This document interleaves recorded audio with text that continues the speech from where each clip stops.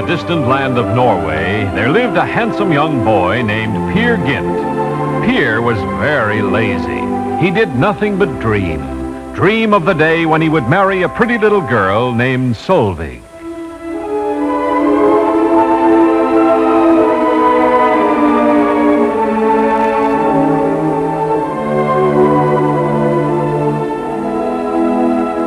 Peer lived near the ocean, and like many other Norwegian boys, had his own boat, which one day he would sail all by himself.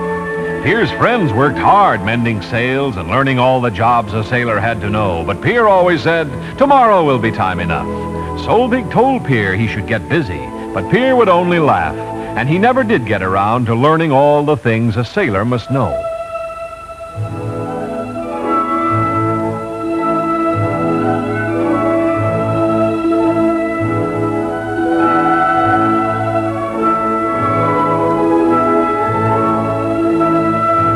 Time when he had to sail his own boat came much sooner than Peer expected. There was to be a race. All the boys Peer's age would sail their own boats. Peer worked a little harder, but he spent much more time telling Solveig what he was going to do after he won the race. Solveig warned Peer to stop putting off his work, but Peer paid no attention.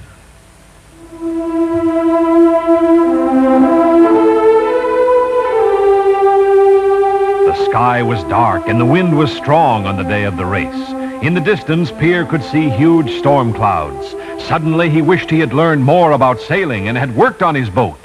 What would happen to him if he were caught all alone in his boat at sea in a big storm?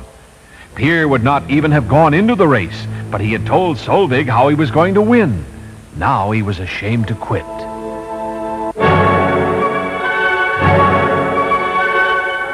The day had grown very dark.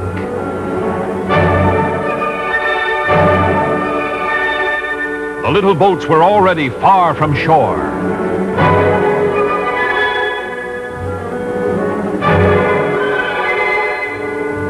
Peer worked very hard. The wind was strong and his little boat skimmed over the rough sea. It seemed that he would win the race in no time at all.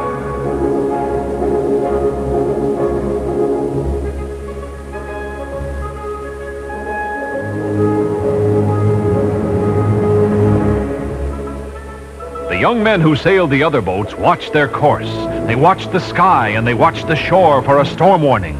They did not sail as fast as Peer because they knew the time to run before the wind had not yet come.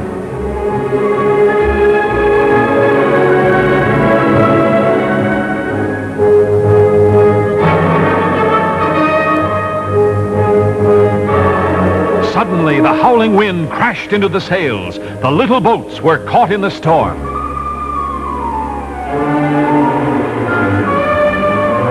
The other boats were on their way back to shore, but Peer could not turn about. He couldn't haul down the sail. Water smashed into the boat. The mast creaked. The seams of the boat began to open. It was too late now to fix them. Peer didn't know what to do. The waves around him seemed as tall as mountains. The water crashed down on the little boat.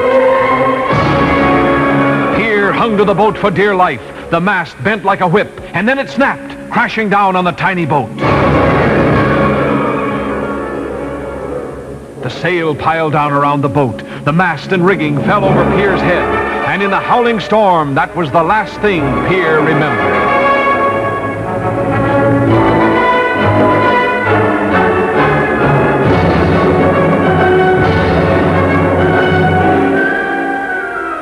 The storm passed as quickly as it came. Completely wrapped in its canvas sail, Peer's boat washed on shore. When Solveig and the townspeople rushed to Peer's tiny ship, they found him inside. He was wet and cold, and he couldn't remember what had happened.